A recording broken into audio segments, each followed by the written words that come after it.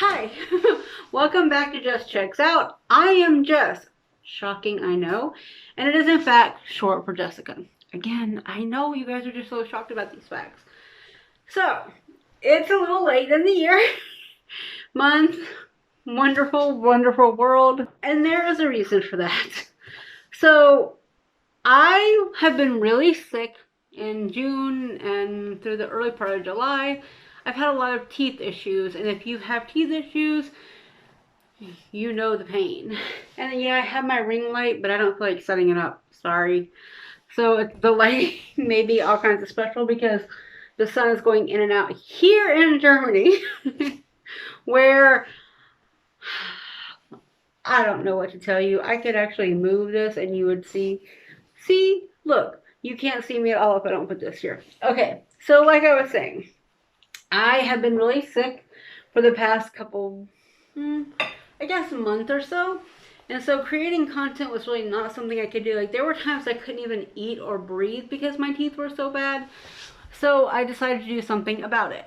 I've been going to the dentist for, like I went for like 3 or 4 weeks and I had like a lot of teeth pulled. This is just the reason why I wear the mask. I've said this before. I have got issues. We're working on fixing the issues, and just as a heads up, throughout the rest of the year there may be some long pauses because when you get teeth pulled you don't really have the to really do any content sometimes. I also took time off my podcast even when I was going to come back because it was pretty bad, I'll be honest. So here is what I have been doing in the meantime: reading and creating like tag things to fill out. I just haven't had a chance to do them. So for the next month or so, there's going to be a fair amount of content because I want to get it out and I want to kind of catch back up a little bit because I have been watching BookTube, guys. So I'm just putting that out there. I know this is my June wrap up, almost at the end of July, but I actually have been keeping up with some of the BookTube and I've really been enjoying it. I wanted to say congratulations to Aramus because she has just announced that she is pregnant with her second baby, and I think that's amazing, and that was a really fun announcement to watch. I'm going to link it below because like I said, it's after the hard year we've had, moments of goodness deserve to be given attention, right? So that's on that side. And I also have been starting to take my thyroid medication, and I have Hashimoto's. I don't know if anyone else watching has Hashimoto's, but if you do, you know that when your thyroid is low, it's low. Like, you're doing good to do what you gotta do. On top of going to school, I was also like just so tired I couldn't exist. And so I started taking medicine at the beginning of July, and I'm slowly getting my energy back. I'm actually way more energetic than this normally. Like, I don't bounce off the walls or anything. I'm just very, right, like I'm doing now, but I'm like actually faster. So I'm working on that as well. So if I'm a little bit different over the next couple months, because my body's kind of regulating itself back out after a long time of not have been. Okay? I know this is a weird setup with this, but I don't know. Maybe he can crop it. Maybe my husband can crop it. I don't know. Anyway, so I'm going to talk about my June wrap up now, finally, like 3 minutes in. And I'm actually pretty proud of myself because I still had the Scribd subscription at the time, so I was able to listen to a lot more audiobooks. And I listened to a lot of really fun audiobooks, ones that I maybe wasn't expecting to find, but they were short or they were really good, and so I can't wait to tell you about them. They, if you hear pity, they are pretty much in the 5 stars, in the 4 and 5 stars, so I'll get to those at some point. But there is a small breakdown. I'm not going to do a huge breakdown because honestly, I don't think anyone really watches me for that. So I don't think the stats are that important right now. However, I did read 2 middle grades, which is the first time I've read middle grade since I was in middle grade. So this is pretty exciting for me. Unless you count like Harry Potter, but that was like in my 20s and that was quite a while back too.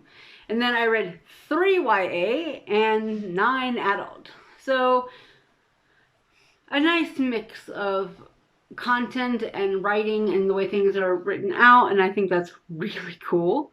Okay, so format wise, and if you see me staring, it's because I had to write all this down because ADHD brain. So audiobooks. I had 4 audiobooks, and 2 of those were the middle grades. So I had some. And I had 5 ebook only, 2 mixed with audio and ebook, and 3 physical books. I only have 2 of my physical books on hand because one of them had to go back to the library. So, my breakdowns. I had 2 ARCs, 1 library book, 8 subscription books, and 3 that I owned. That's actually a pretty good mix for me, honestly. Like that's a lot of kind of changing up and finding more. And I now have only Kindle Unlimited, but oh my god, there's so many books and stuff that I've been reading, and I'm going to be recording like a little series type follow-ups of some of the books I've been reading because, you know, bless bless Kindle, because they have their own publishing company, and sometimes it's really nice to have that access, which is where some of these books came from. So we'll start from lowest to highest. To start off with, I DNF'd 1 book, and that was The Glass House by Eve Chase. It'll be somewhere on the screen. Didn't love it. I read the first 50 pages and I was so freaking bored, guys. I was so bored. Where did my sun go, by the way? Because when I started to record this, I had sun. Now it is gone. It's because I have these big old oak trees back here, and they are home. Like, I have like 4 oak trees back there in the backyard of the apartment complex. So, if you've seen any of my pictures of my house, you'll know. Anyway, so, The Glass House. Nope. Nope. 9. No. First of all, there were 3 points of view within the first 50 pages. And I'm just like, that's way too many and way too much story to try and throw in there at the same time. It really did not work. And so I read the first 50 pages, like, do I want to read this? Do I not? And it was time for it to go back to the library, and I was like, F it. So I DNF'd it. But I did read the last, like, 50 pages or so, just because I had read the reviews, and they were like, you know, something happened. And I was like, but does it really, though? Sadly, it did happen, and it was just as badly written as I expected it to be. So that one was a nope. It was a thriller that was anti-thriller, anti-good. Nah. When I say good, I mean, like, the writing was just... There's a section in the cow pile that's like, you know, basically like everything sucks here, and that's basically what that one was. It just sucked. I'm sorry to say. If you liked it, it's nothing against you liking it. It's just, it did not work for me. It sucked the joy out of reading for me. And if something does that, then it has to go. Sorry. Okay. So then I read Kindle Unlimited, which is a nice audio ebook situation. And it was called The Missing Sister by Elle Marr. Somewhere. No. I really hated this book, and I don't really hate books very often, but I truly hated this book. It was so bad. Like, it was a murder mystery, kind of like family drama, where like one sister goes to Paris to identify her twin sister's remains, but it turns out she's not dead and she's on the run, and there was just a lot of this weird, like, too much in one place. And I'm going to warn you ahead of time, there is conversations about racism, Nazism, Nazis experimenting on people. Like, there are calling the Roma people the wrong word. Like, I do not recommend this book ever. Like, and I rarely say that, but I truly do not recommend this book. There's so much damaging content in this book. I don't recommend it. It was 1 star, and honestly, if I could have, I would have given it 0 stars. But there were some elements that were okay. Like, I liked there was a older lady who was kind of a badass. I liked her, and I thought that was really cool. But, like, the main character did not have any common sense. She had no, like, insight into not being self-centered. Like, everything was just, she was so checked out, and as a reader, I don't like that. So, done. Don't recommend it. Seriously, just move on to whatever book you're going to read next. But I had no 2 stars, which was weird. I had a DNF and a 1 star, but no 2 stars. Okay. For 3 stars, I had 3 books, and they're all very different. So I had When We Believed in Mermaids, and I don't remember who that's by, but you can see it on the thing. I think it's Barbara O'Neill or something like that. Y'all, I love dual perspective timelines and family dramas. A little bit of suspense or thriller or whatever you want to call it.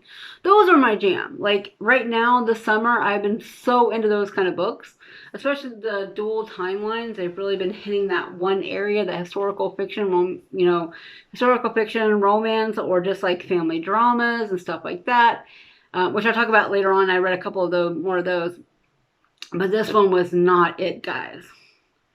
Not it. Like, there were some parts that made a lot of sense. And then there were others that didn't. And, like, I liked it because it talked about the Northridge earthquake. Yeah. The Northridge earthquake in, like, California back in the 80s. Because it was huge. Like, it had, like, repercussions for everybody that had to go through it. So I was like, cool. And you can't see me, but I'm making that face. Because the story just didn't make any sense. Like, what happened didn't make any sense. The decisions that people were making didn't make sense.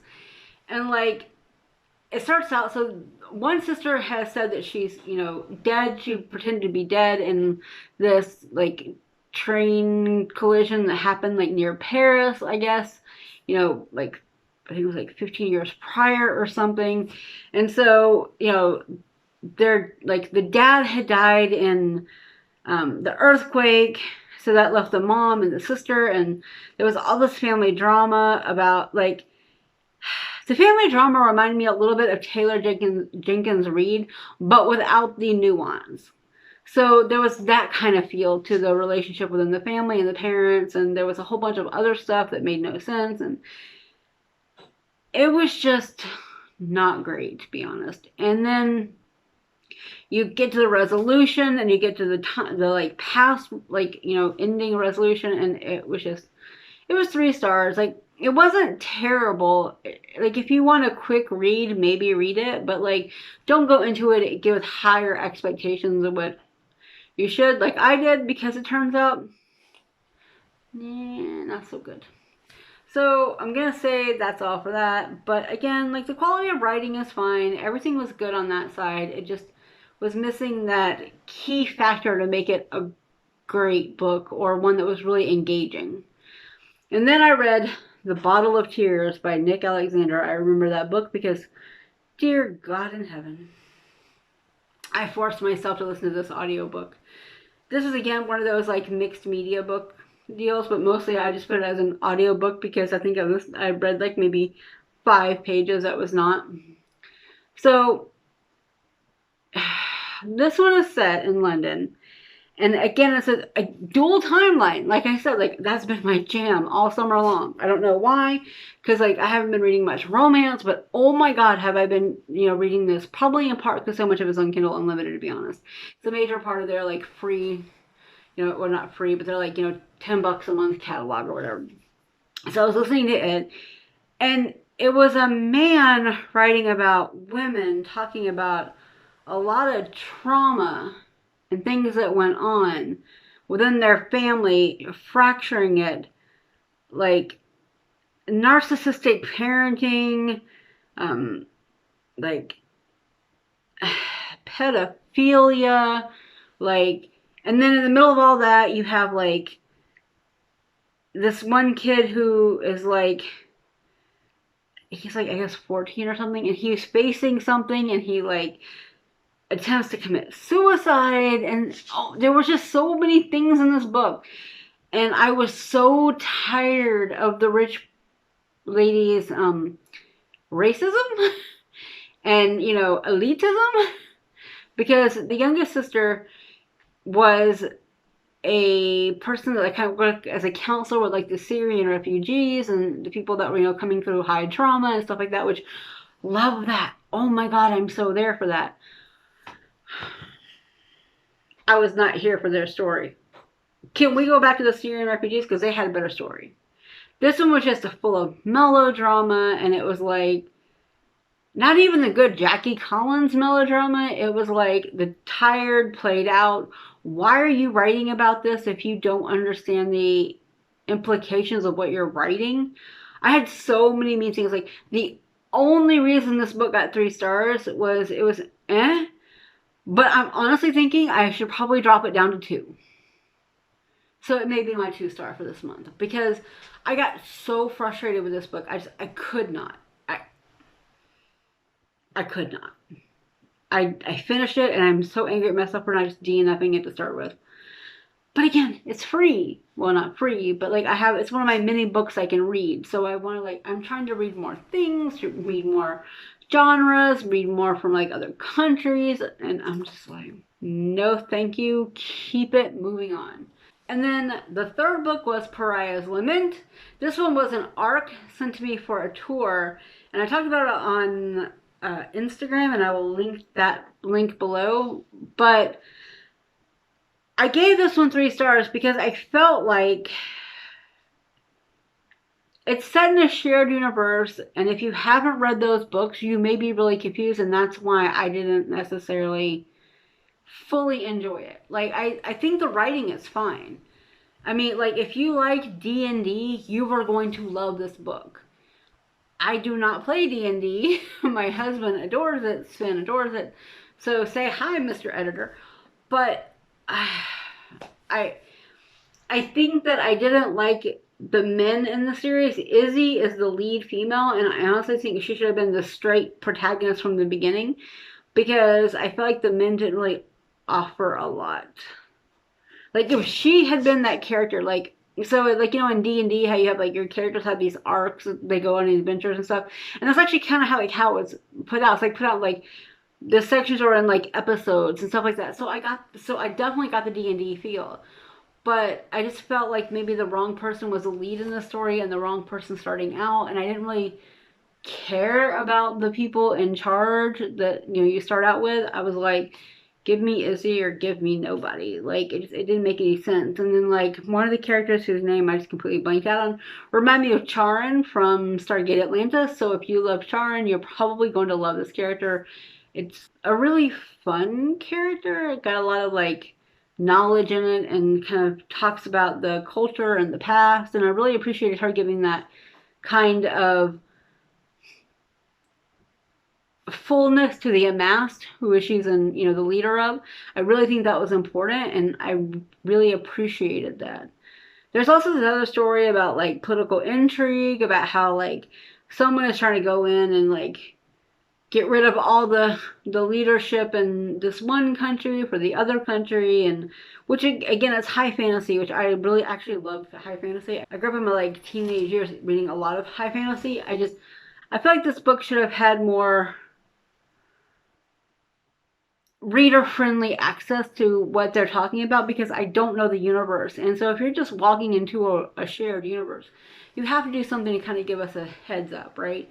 So I think that if Izzy had been the lead character, like the author said, you know, he said that, you know, he felt like she was the lead character, but I don't think the way the book was laid out made her the main protagonist, because she kind of didn't really get into her higher areas until, you know, like 50% of the book. Doesn't establish her as the main character, the main central protagonist that way. Now we can move on to the 4 stars. These are all better. I'm happier with these. So there are 3 of them. Actually, we may bump one of them down to 3 stars. So, for one, The Lost Sister. I gave it 4 stars, but honestly, I think I'm going to put that down to maybe 3.5 stars, because I feel like the ending was much weaker than the beginning. So, it's another dual timeline. Told you, there's lots of those. There's actually maybe 1 or 2 more in here. I don't know. Yep. Okay. So in this one, you have 3 sisters, and they all are on different White Star ocean liners. You know, like the Titanic, the Britannia, and the Olympia. So they all are on various ships working different things, and I really loved that part of the book.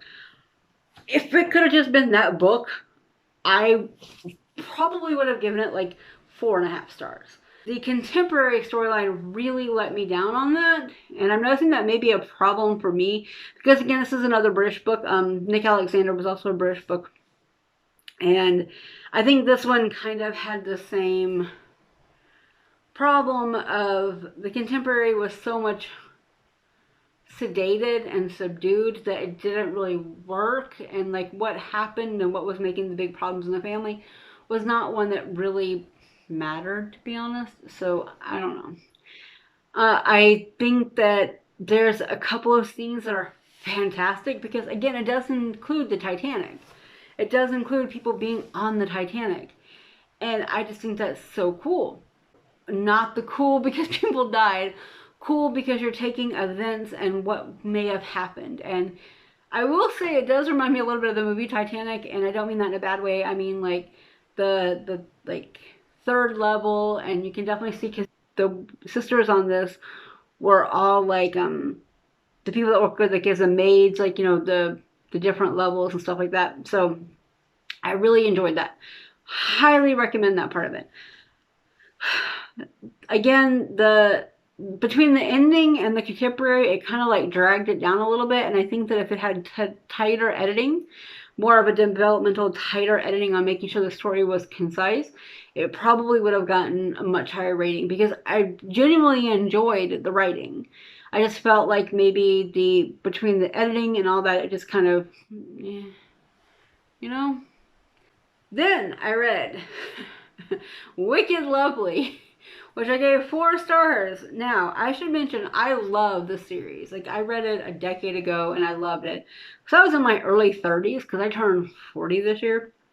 But I was in my early 30s, and in late 20s when I founded the library, and I really enjoyed it. I actually own all 5 of them.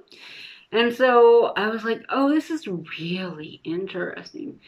But I'm not going to go too deep into it because honestly, like my patrons over on Deconstructing Damsels, my podcast, have got that right to it. So I don't want to give too much away. But I will say that I had not remembered how much reference to sexual assault and that kind of content was in there. And it really disturbed me this time.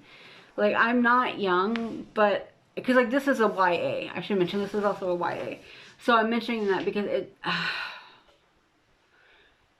was a whole thing. I really wasn't here for that. But I really appreciated the way it was set up, what happened, that kind of stuff. So I was definitely, you know, in for it for that. I don't really like it when a book is just a little bit too much. So Wicked Lovely was great. I wouldn't recommend it if you have strong triggers to consent and sexual assault. But if you are okay with that, it's actually building a really good story when it comes to the war and the chaos and, you know, fairy courts are.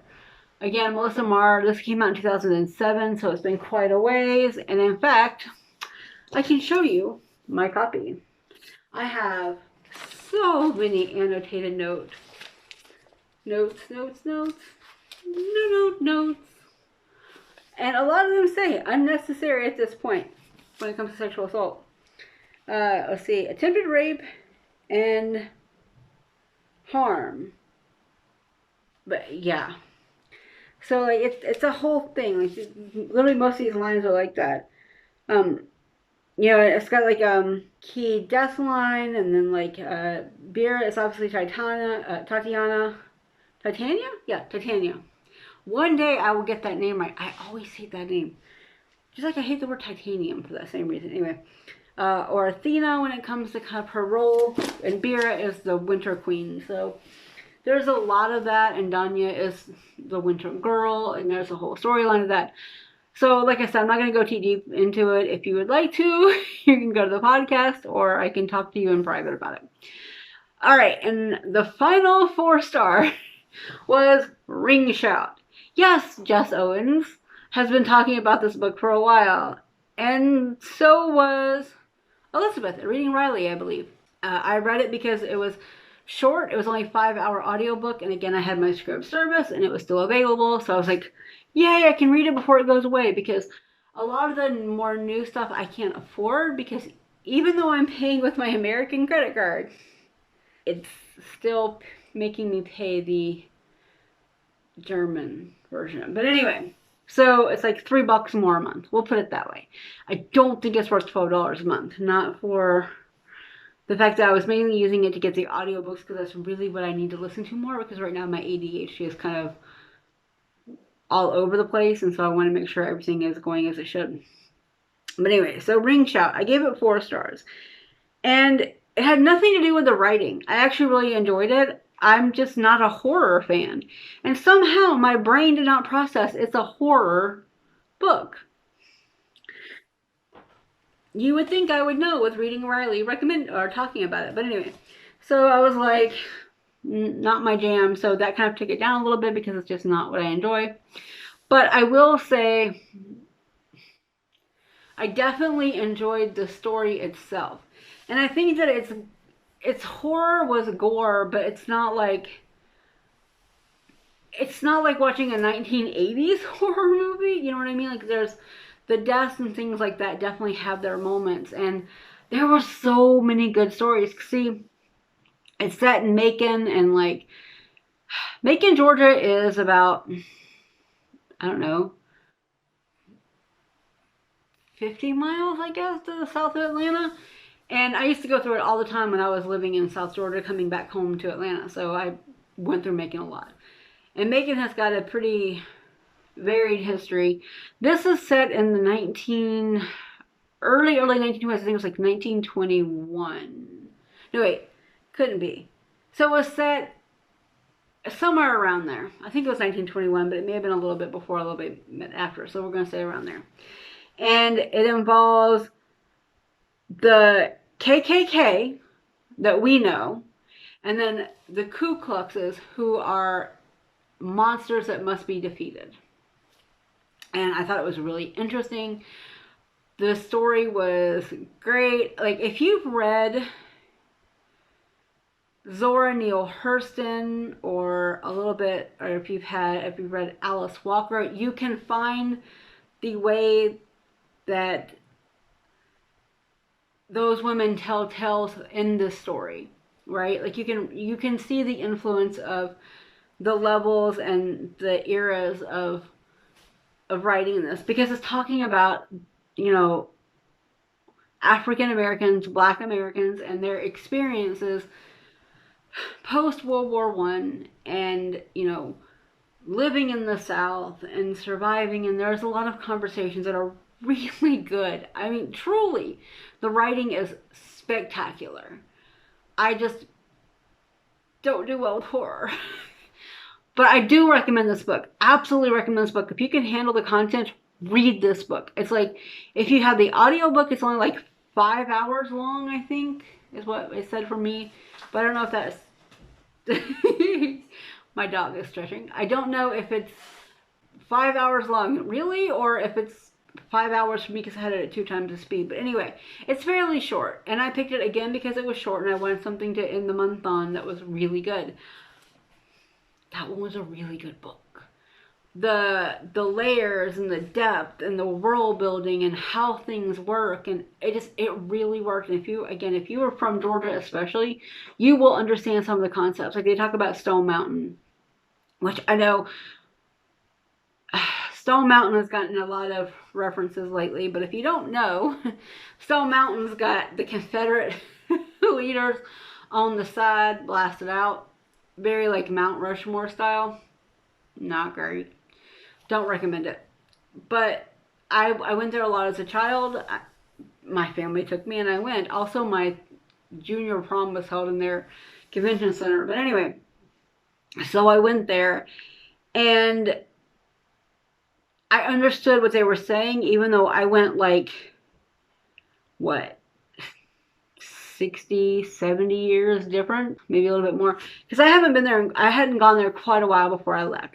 I started looking into it and I was like, I cannot give this place my money.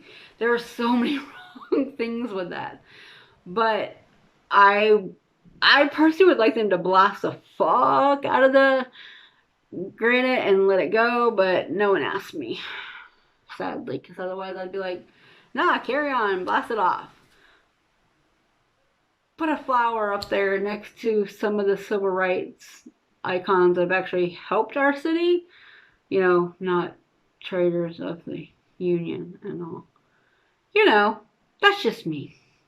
So I really appreciated that. I liked the depth and the information, and they talked about like, you know, Birth of a Nation, you know, the movie that sparked a lot of bad things for Black folks in the South. So I really appreciated the book. Absolutely 100% recommend it. So now we're getting to our 5 stars. Hi! So editing me here, and between the first video and the second video, my camera went a little bit up and then sideways, but the video recording did not actually go sideways. So any kind of weird video or audio or something that's a little bit weird, sorry about that. But I didn't want to have to record it again because it's like a 15-minute video when I recorded it, so it's kind of long. But continue on and just be aware. Alright, bye guys. Alright, so I had to answer a call. So I don't know how this is going to be spliced together. We'll see, shall we? Okay, so for the 5 stars, I actually have, hold on, I'm counting 6 of them. Wow, that's a lot. Okay, so a lot of them are actually ones I didn't necessarily expect. So I have, to start with, Where the Light Enters, which is Jill Biden's memoir. That would be First Lady now. At the time it was former Second Lady Jill Biden, and she talks about becoming part of the Biden clan, but also growing up in, you know, Pennsylvania, having, you know, an Italian side, and I think it was an Irish side, and it was just so cool. I mean, like, and I say this because I didn't know a lot about her. Even when she was the second lady for 8 years, I didn't have the time or the energy to now give her that kind of time and effort, right? Because there was a lot going on in my life during those 8 years. I was an uninsured diabetic for a while. Until the ACA kicked in, I really wasn't paying much of anything, and after past that I wasn't. But it was really nice to hear her talk about her friendships, her relationships. There is, I will admit, there is definitely some, like, whitewashing, definitely, of President Biden's career and stuff. But what I liked most was she doesn't really talk about that much. Instead of talking about the career side, she talks about the family side of being in that. Like, she didn't know she wanted to be a politician's wife. You know, she was very clear about what she wanted out of life. She just got out of a marriage, and so there was a lot going on. But she was very clear, and I like the fact that she had the drive. Even as a politician's wife, she went and got like 2 masters and her PhD. That's not easy when you're raising 3 young kids. That takes a lot of effort. And so she was like, she put her need to be whole as something positive for her family. And I think that sometimes we lose that as women. We lose that opportunity. And I really appreciate the fact she did not lose that. I found it really refreshing and kind of cool, to be honest. So that was awesome. And it's a short book. It's only like 200 pages. Again, it was on Kindle Unlimited. I don't know if it's still there, but I was reading it and I was just really enthralled with what I was picking up. I have a bunch of quotes. It was a really good reminder that it's okay to want to be more than what society tells you. And, you know, she talks about how, like, she and the president are not immune to having arguments or anything like that. Like, they have them. Sometimes they have them while texting through each other so that way no one can read what's going on. And I think they call it, like, frexting, which is like fighting and texting together, right? So there's something very intimate about it without being overly. She talks about, you know, like when Beau died and how it's very hard to come back together. And when they were actually in Hilton Head trying to recover when the shooting at the church in Charleston happened. And I have memories of that church. I didn't go in it, but if you ever go to Charleston, you know that church, right? So you know what's going on. And there was just something very healing about that, and the fact that, you know, she openly talks about she doesn't know how she feels about life. So, like, she doesn't know how she feels about life in general from someone that came from a very large faith. She came from like a Protestant background, and then she married into the Catholic Bidens, and so. But there's been a lot of conversations about that, and I really appreciate it, to be honest. So that one I highly recommend. And then I read Medusa by Rosie Hewlett. Oh my god! If you love Greek retellings, buy this book. I got an arc of it, and I was so surprised that I gave it 5 stars because I'm pretty picky. Like, this month has been like, June was amazing because I haven't had, I don't think, like, I've had like maybe 2 5 stars in July, but in June, like, there were 6 of them, so that's amazing to me. But anyway, so Medusa talks about Medusa, right? But it talks about it from her point of view. Hear my dog snarfling? Let's see if I can.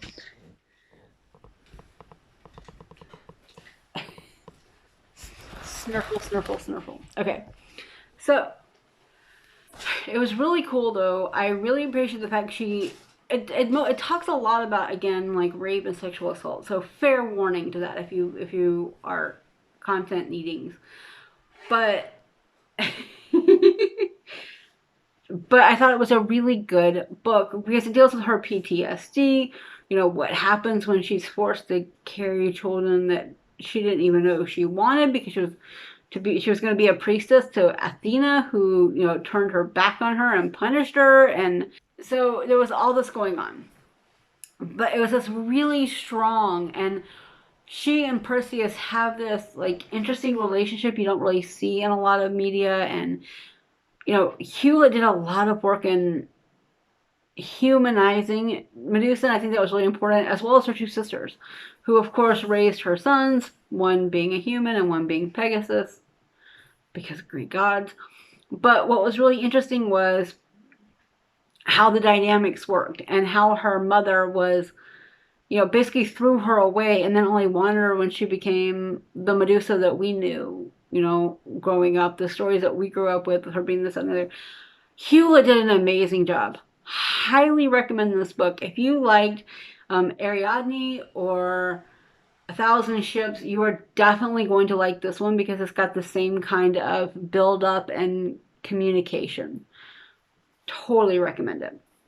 I'm going to have all these names in the comments just to give you an idea of all the, not names, but like all the books I read and stuff, just so you can get access to them if you want to find them. I don't have an affiliate link or anything. It's just, I think it's easier for you guys. Then I read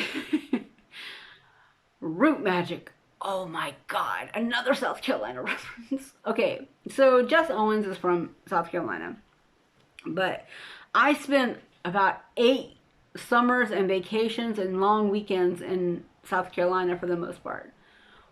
My godmother lived in Horry County, which, if anyone remembers, I guess it was about like 5 years ago. There was a huge flood in South Carolina, and it was a big deal. And it's because the Waccamaw River in that area and the inlets and the marshes and all that, they're not really prepared for those kind of rains. Much like Germany just went through, different physical reactions based on landscaping, right? So it's been a whole thing. Which, for the record, my area not hit by the floods in Germany. We're good, I promise. Like, where we live is kind of insulated from a lot of that. We don't have any major rivers nearby, so it doesn't cause as deep of flooding. If you want to have information about, by the way, about the German things, I will have links to that below.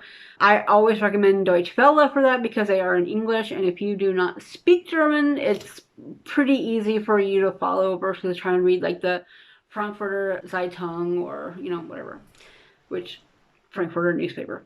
Okay, but anyway, so Root Magic is about these twins and they're learning root magic. And root magic is from the Gullah Geechee people, which are African American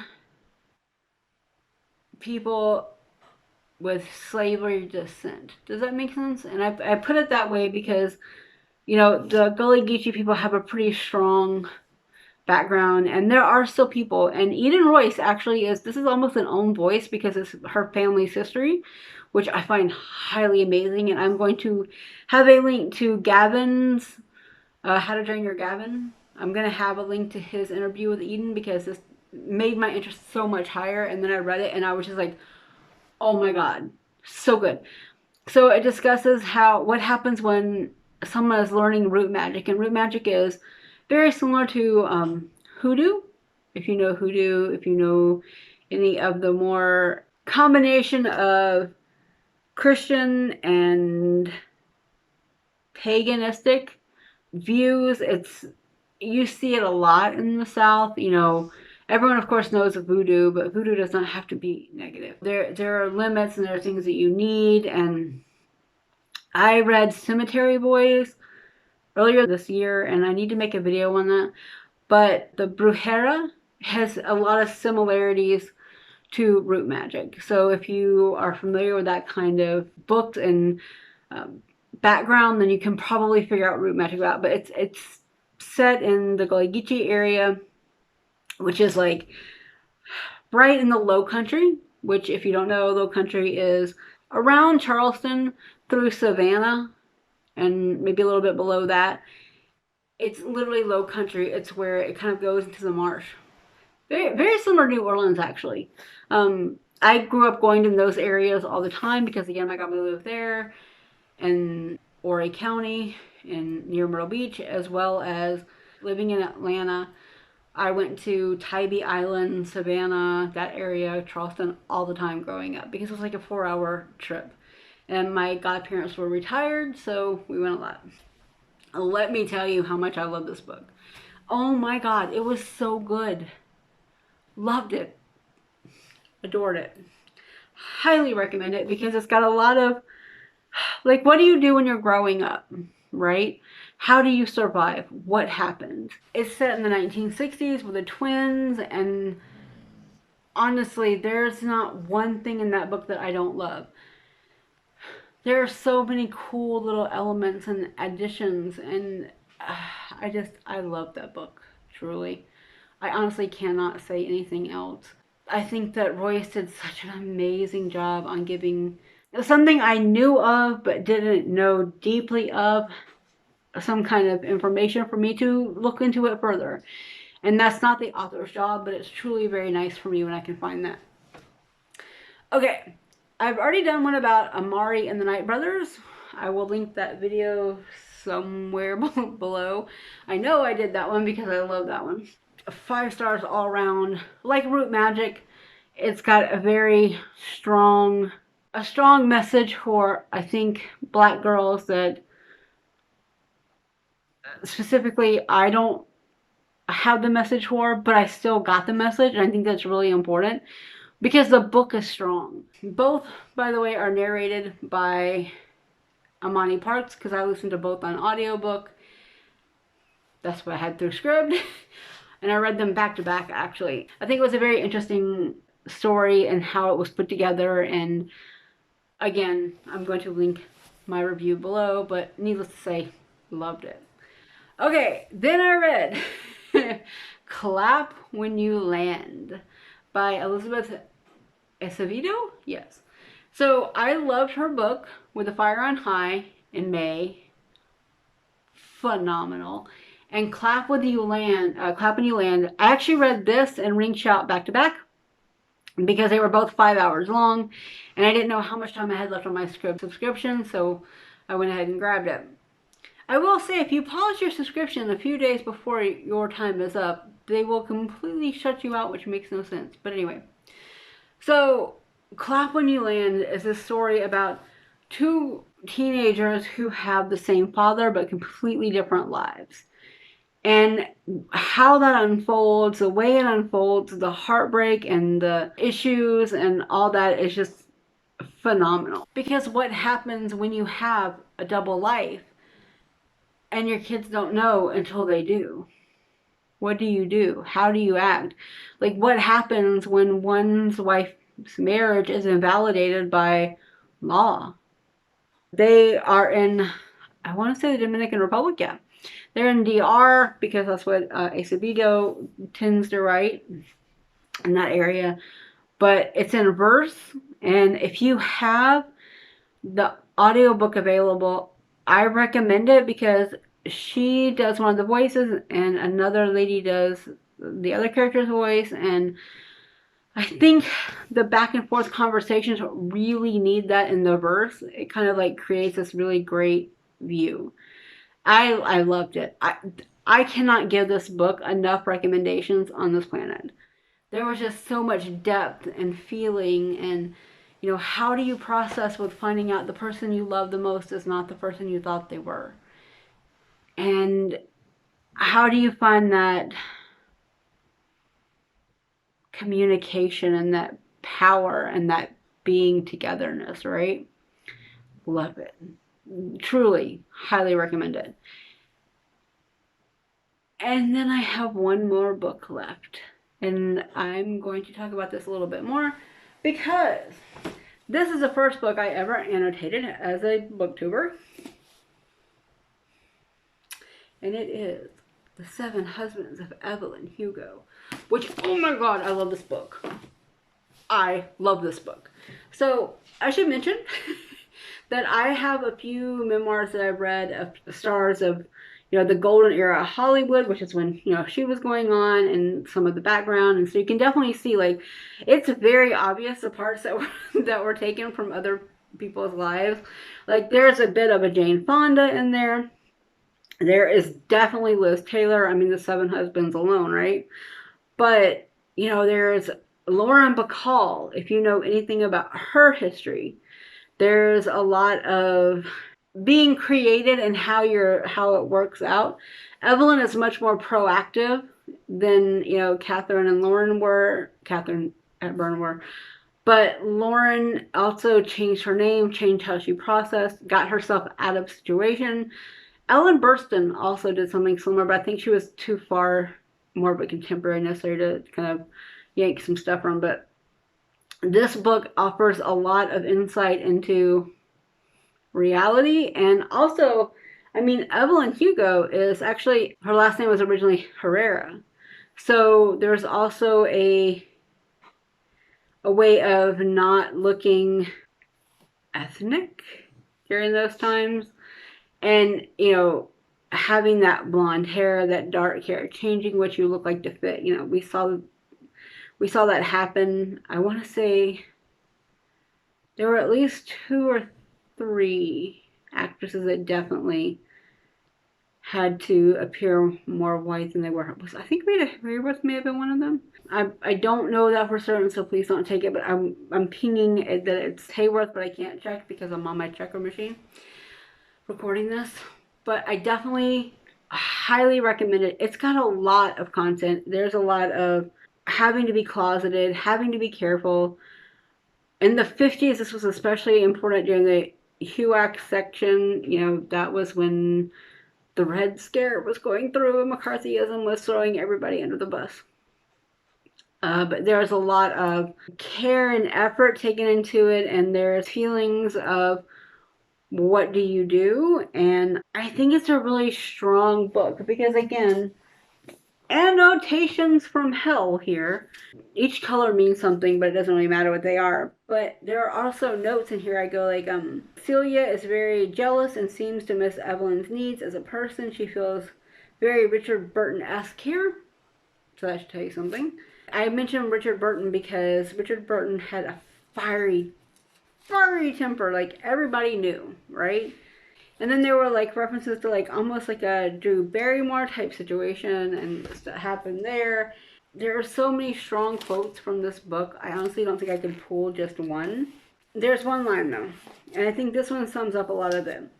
You wonder what it must like to be a man, to be so confident that the final say is yours. And I think that one really cuts deep for me because I think as a woman, I've not in my career because my career's kind of been put on hold while I've been in Germany, but within my life, I've had that feeling. As a woman who has, again, thyroid issues, diabetic, I mean, I'm fat and I'm okay with it, so that's not it. But when you have those three things on your list, a lot of people ignore what you say. And I really feel like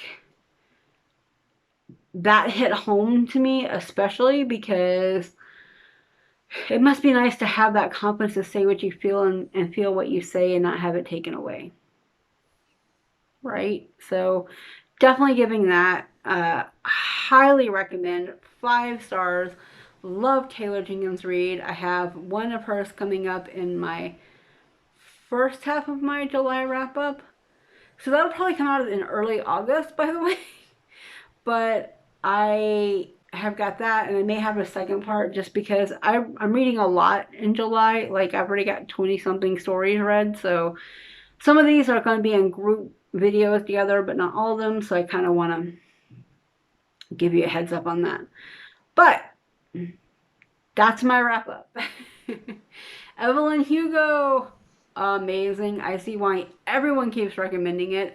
If you love old Hollywood, yes. It's definitely got that feel, and it's definitely got that kind of communication to it. And see, look, I'm in the dark again. Woo! Doo-doo-doo. No, I'm not. No, I am. I don't know. My camera doesn't know what it wants to do.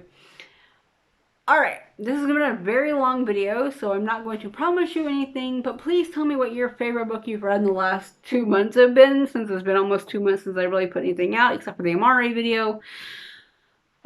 And you can also, like, leave your favorite fair food, and that is for anyone that follows me on Instagram. I talked a little bit about that. My husband and I went on to our first date night in a year and like almost a year and a half, because we got married in March 2020, and that was the last time we went on a date in Salt Lake. Been a minute. I want to say thank you for everyone that has stuck around, that subscribed. To my new subscribers, thank you so much for, subscribing along. I promise I'm going to have more content coming up soon. I'm going to record several more videos so I can make sure that there won't be as big of a lull now that my teeth don't hurt. Well, at least until the end of August, when I get to have them start being pulled again. And yeah, but eventually I'll have a nice smile, right? That's what counts. Pain, pain, pain for the gain. Alright, guys. I hope you have a good day. I hope the sun is coming out. There will be no rivers going through my house at the moment. And I will catch you on the next video. Bye.